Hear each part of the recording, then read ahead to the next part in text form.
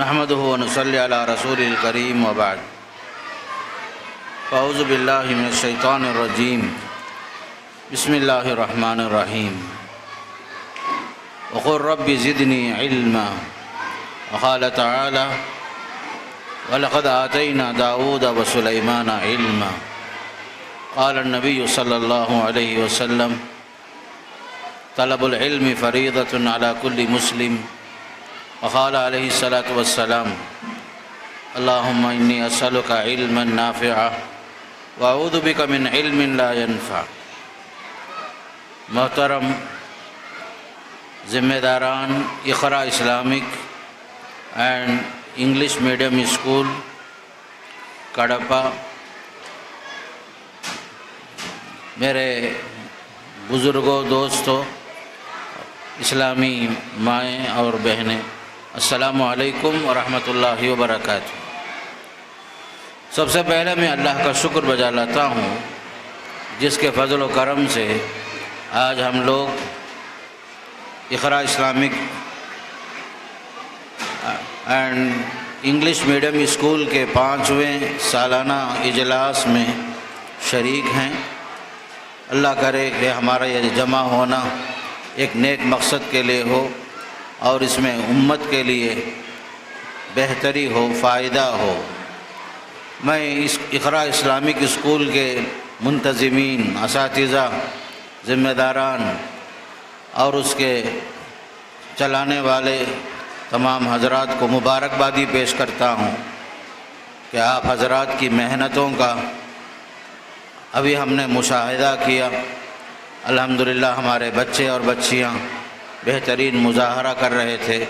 تقریر کی شکل میں، نظموں کی شکل میں، دینی معلومات کی شکل میں، مکالمے کی شکل میں۔ اللہ کرے کہ یہ ہمارا اسلامک اسکول آئندہ چند سالوں میں ترقی کرتے کرتے ہائی اسکول اور +2 کے علاوہ ایک اسلامک ہی نہیں بلکہ انٹرنیشنل اسلامک اسکول کے درجہ حاصل کر لے، قوم اور ملت کو فائدہ ہو، آمین۔ محترم حضرات، ابھی اس موقع سے مجھے آپ حضرات سے 2-4 باتیں علم اور تعلیم اور تربیت سے متعلق کچھ باتیں آپ کے سامنے رکھنے کی ضرورت ہے۔ سب سے پہلی بات، آپ حضرات کو معلوم ہونا چاہیے کہ ہمارا جو دین ہے سب سے زیادہ اہمیت اس میں ایجوکیشن کو ہے، تعلیم کو ہے۔ ایجوکیشن از پاور کہا جاتا ہے۔ اس کے لیے آپ کو معلوم ہونا چاہیے کہ سب سے پہلی آیت جو قرآن میں نازل ہوئی، اقرأ بسم ربک الذی خلق، سب سے پہلے پڑھنے کا حکم دیا گیا، تعلیم کا حکم دیا گیا، عبادات کا حکم نہیں دیا گیا۔ اس لیے کہ تعلیم سے ہی بندہ اپنے رب کو پہچانتا ہے، اپنے ماں باپ کے حق کو پہچانتا ہے، بھائی بہنوں کا حق پہچانتا ہے۔ انسانیت کا اہم سبق اسے علم کے ذریعے سے ہی حاصل ہوتا ہے۔ اگر علم نہ ہو تو انسان جو ہے مخلوقات میں سے جو اشرف المخلوق کا جو درجہ ہے اس درجے سے نیچے اتر جاتا ہے۔ اسی لیے قرآن مجید میں سب سے پہلی آیت جو نازل ہوئی اقرا سے ہوئی، تعلیم حاصل کرو، پڑھو، اپنے رب کے نام سے پڑھو جس نے پیدا کیا ہے۔ اور آپ کو جو دعا سکھائی گئی وقل رب زدنی علما، آپ کہیے کہ پروردگار مجھے علم میں اضافہ فرما۔ خود حضرت داؤد اور سلیمان علیہ السلام کو جو اللہ تعالیٰ نے بہت ساری نعمتوں سے نوازا، سب سے اہم چیز جسے قرآن بطور تذکرہ، بطور نعمت کے بیان کرتا ہے، وَلَقَدْ آتَيْنَا دَاوُودَ وَسُلَيْمَانَ عِلْمًا، ہم نے حضرت داؤد اور سلیمان جو وقت کے نبی بھی تھے، بادشاہ بھی تھے، لیکن اس کے باوجود فرماتا ہے کہ ہم نے انہیں علم سے نوازا۔ احادیث میں آپ صلی اللہ علیہ وسلم نے فرمایا کہ طلب العلم فریضۃ علی کل مسلم، علم حاصل کرنا ہر مسلمان پر فرض ہے فرمایا۔ لیکن علم کے ساتھ ساتھ آپ صلی اللہ علیہ وسلم کی دعا یہ ہوتی تھی، اللہم انی اسألک علما نافعا، مجھے علم سے وہ علم چاہیے جو انسانیت کے لیے نفع بخش ہو۔ اے اللہ میں تجھ سے وہ علم مانگتا ہوں جو نفع بخش ہو، اور میں پناہ مانگتا ہوں ایسے علم سے جو نفع نہ دے، انسانیت کے حق میں مفید نہ ہو۔ آج کے زمانے میں سب سے اہم چیز خاص کر مسلم قوم کے لیے، امت مسلمہ کے لیے تعلیم ہی ہے، اور یہ چیز خاص کر آج کے زمانے میں ہماری ترقی کے لیے سب سے اہم ذریعہ ہے۔ بلکہ ہندوستان میں ہمیں عزت کے ساتھ جینے کے لیے، اپنا حقوق حاصل کرنے کے لیے، اس سرزمین کے معزز باشندے کی حیثیت سے جینے کے لیے بھی ایجوکیشن کی ضرورت ہے، تعلیم کی ضرورت ہے۔ میں ان لوگوں کو مبارکبادی پیش کرتا ہوں جنہوں نے 5 سال پہلے بلکہ 2016 میں اقرا اسلامک اسکول کے نام سے قائم کیا، اور امت کے لیے تقریباً موجودہ سلیبس کے اندر 70% نصاب کی کتابیں رکھ کر کے باقی 30% اسلامیات کو شامل کیا، تاکہ بچے جو ہیں ہمارے دین اور دنیا دونوں حاصل کر سکیں۔ آج کی ضرورت جو ہے صرف دین نہیں ہے، ساتھ ساتھ دنیا بھی ہے، اور اسلام ہمیں سکھاتا ہے کہ اس دنیا میں دونوں چیزیں مطلوب ہیں، دینی علوم کی بھی ضرورت ہے اور عصری علوم کی بھی ضرورت ہے۔ وقت کے چند سالوں میں ہی تفریق آئی، ورنہ سارے علوم اسلامیہ ہی تھے پہلے۔ مدارس کے اندر دینی علوم بھی پڑھاتے تھے، عصری علوم بھی پڑھاتے تھے، اطباء بھی وہاں سے فارغ ہوتے تھے، علماء بھی فارغ ہوتے تھے، سائنسدان بھی فارغ ہوتے تھے، جیسے ابو علی سینا وغیرہ مشہور ہیں، امام غزالی وغیرہ مشہور ہیں۔ لیکن بعد کے ادوار میں ہر چیز میں تقسیم آئی، پھر دینی اور عصری علوم کے نام سے تقسیمات الگ الگ ہو گئے۔ آپ صلی اللہ علیہ وسلم نے اس علم کو بہت اہمیت دی۔ آپ صلی اللہ علیہ وسلم نے سن 2 ہجری میں مسلمانوں اور غیر مسلموں کے درمیان جو جنگ ہوئی تھی، جنگ بدر کے نام سے مشہور ہے، آپ سنتے ہیں، وہاں پر بہت سارے لوگ غیر مسلم حضرات قید کیے گئے تھے۔ انہیں فدیہ میں دینے کے لیے، اپنی آزادی کو حاصل کرنے کے لیے کچھ نہیں تھا ان کے پاس، تو آپ صلی اللہ علیہ وسلم نے جو قیدی پڑھنا لکھنا جانتے تھے، مسلمانوں کے 10 بچوں کو تعلیم دینے کے لیے آپ صلی اللہ علیہ وسلم نے انہیں مکلف کیا اور ان کی رہائی کا انتظام فرمایا۔ پھر آپ صلی اللہ علیہ وسلم کے دور میں ایسی شادیاں بھی ہوئی، بعض صحابہ کے پاس مہر میں دینے کے لیے کچھ نہیں تھا، مہر میں دینے کے لیے کچھ نہیں تھا۔ آپ صلی اللہ علیہ وسلم نے پوچھا ان سے کہ آپ کے پاس کیا قرآن مجید کی چند صورتیں تمہیں یاد ہیں؟ تو جب وہ صحابی کہنے لگے کہ ہاں میرے پاس قرآن کی فلاں آیتیں میں جانتا ہوں، ذرا بچوں کو کنٹرول کرو بھائی، یہ ہنگامہ بہت زیادہ ہے، آواز بہت زیادہ ہے، خاص کر یہ جو فین ہیں اس سے بھی آواز زیادہ ہو رہی ہے، یہ جو بڑے بڑے فین ہیں۔ تو آپ صلی اللہ علیہ وسلم نے غیر مسلموں سے مسلمانوں کے بچوں کو پڑھانے کے لیے یہ کہ قیدی کو جو ہے 10 بچوں کو پڑھانے کا مکلف قرار دیا، اور انہیں کی آزادی نے آپ صلی اللہ علیہ وسلم نے انہیں آزاد فرمایا۔ خصوصاً آپ صلی اللہ علیہ وسلم کے دور میں ہم دیکھتے ہیں وہ زمانہ ضرور تھا، لوگ پڑھنے لکھنے والے کم ضرور تھے، اس کے باوجود آپ صلی اللہ علیہ وسلم نے ایسی تعلیم اور تربیت کا انتظام فرمایا،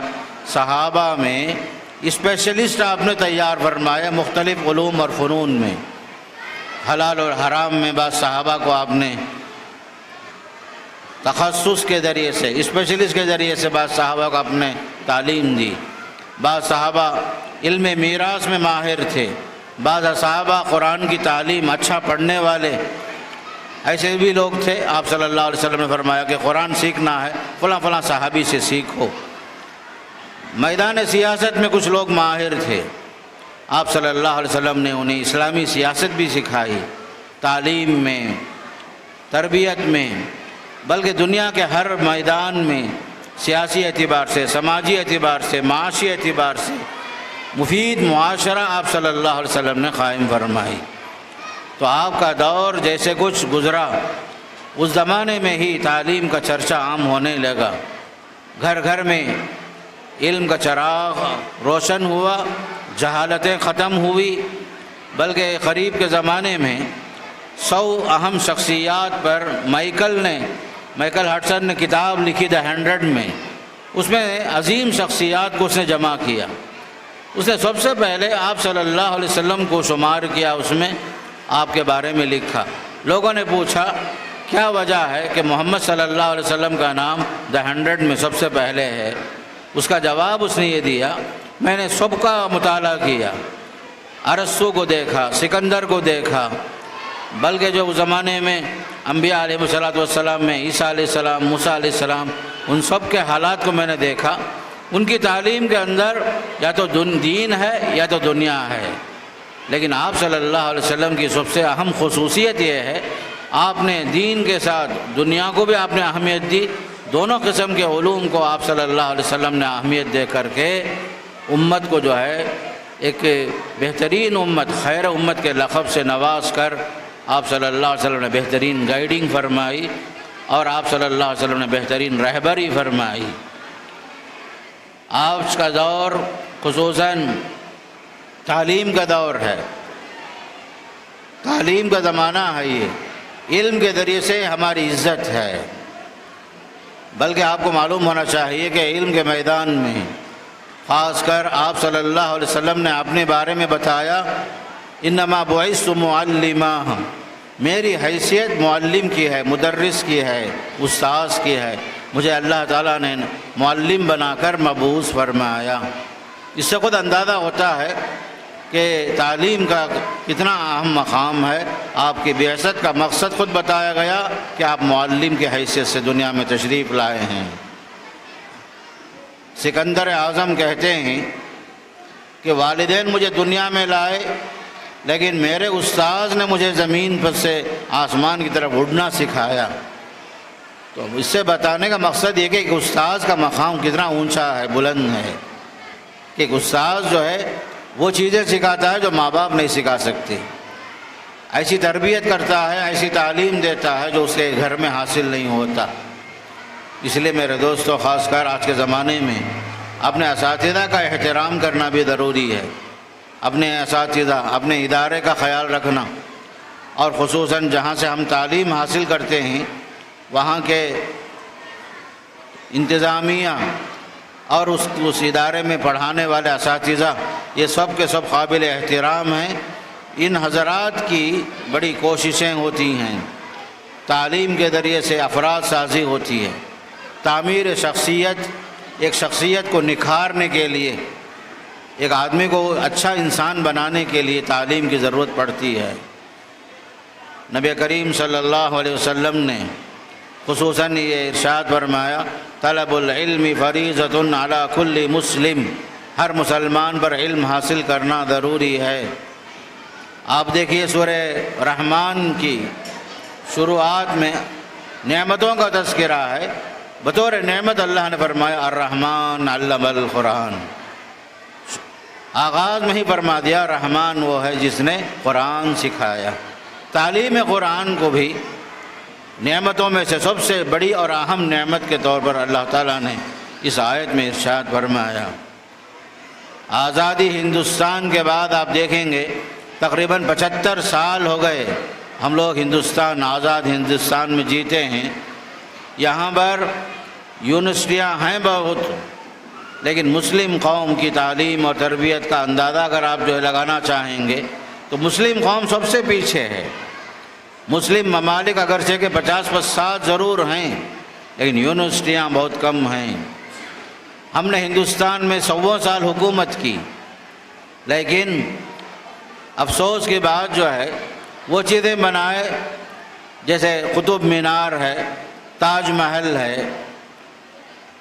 بہت سارے عمارتیں ہم نے بنائی ضرور، لیکن فائدہ کیا ہوا؟ امت کا فائدہ اس سے کیا ہوا؟ اس سے سب سے زیادہ اگر وہ زمانے میں ہی ہمارے اکابر،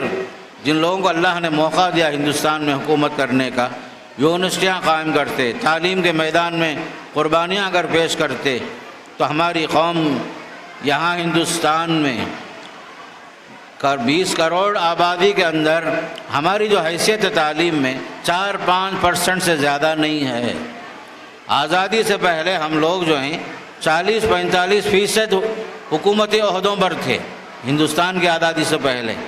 لیکن ہندوستان آزاد ہونے کے بعد اگر ہماری حیثیت تلاش کریں گے حکومت کے مختلف عہدوں میں، اداروں میں 4-5% سے بڑھ کر نہیں ہے، حالانکہ ہماری آبادی 20 کروڑ سے بڑھ کر ہے ہندوستان میں، مسلمان 20% سے بڑھ کر بھی ہیں، اس کے باوجود ہماری قوم تعلیم میں پیچھے ہے میرے دوستو۔ اسی وجہ سے ہندوستان میں جو اہم عہدے ہیں IAS یا IPS وغیرہ بڑے سے بڑے عہدے میں، وہاں تک پہنچنے کے لیے ضروری ہے کہ ہمارے پاس ڈگریاں ہوں۔ آج کا زمانہ جو ڈگریوں کا ہے، تعلیم کا ہے، نیٹ ایگزام میں پاس ہوں، نیٹ ایگزام میں ہمارے بچے آگے بڑھیں۔ قریب میں سول سروس کے امتحانات ہوئے، ہزاروں طلباء اس میں شریک ہوئے، لیکن مسلم طلباء جو کامیاب ہوئے 30/3 یا 30/4 مسلم طلباء کامیابی حاصل کیے، یہ ہمارے واسطے افسوس کی بات ہے۔ ہمارے بچے جو ہیں تعلیم کے میدان میں آگے بڑھیں، سستی نہ کریں۔ اگرچہ کہ ہمارے آباء و اجداد نے ہندوستان میں حکومت کی، لیکن ہمارا زمانہ اب جو ہے وہ حاکمانہ نہیں ہے، بلکہ ہمیں جو ہے محکوم بن کر زندگی گزارنے کی ضرورت پڑ رہی ہے۔ دوبارہ ہمیں اپنی حیثیت کو پانے کے لیے، دوبارہ اپنا مقام حاصل اور کرنے کے لیے ضروری ہے کہ تعلیم کے میدان میں ہم آگے بڑھیں، کامیابی حاصل کریں۔ اس لیے کہ یہ جو بڑے بڑے اہم مناصب ہیں، عہدے ہیں، ہندوستان بلکہ ملک کا باغ ڈور انہی کے ہاتھ میں ہے۔ میں آپ کو شروع میں بتایا، شریعت ہر اس علم کو اہمیت کی نظر سے دیکھتی ہے جو نفع بخش علم ہو، علم میں انسانیت کا فائدہ ہو، قوم کا فائدہ ہو، ٹیکنالوجی ہو قوم کے لیے۔ جو بھی ہم علمی میدان میں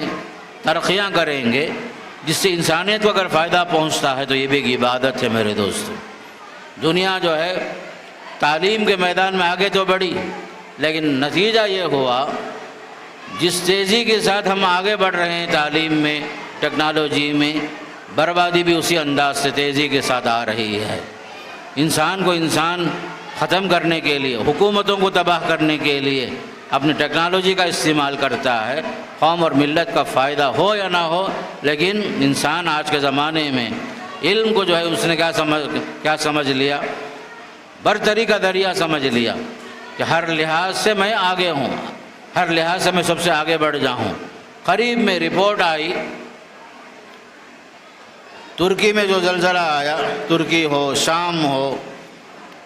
اردن وغیرہ میں جو زلزلہ آیا تھا، اس پر بحث چل رہی تھی، یہ زلزلہ جو ہے قدرتی ہے یا مصنوعی ہے۔ بعض حضرات نے یہاں تک بتایا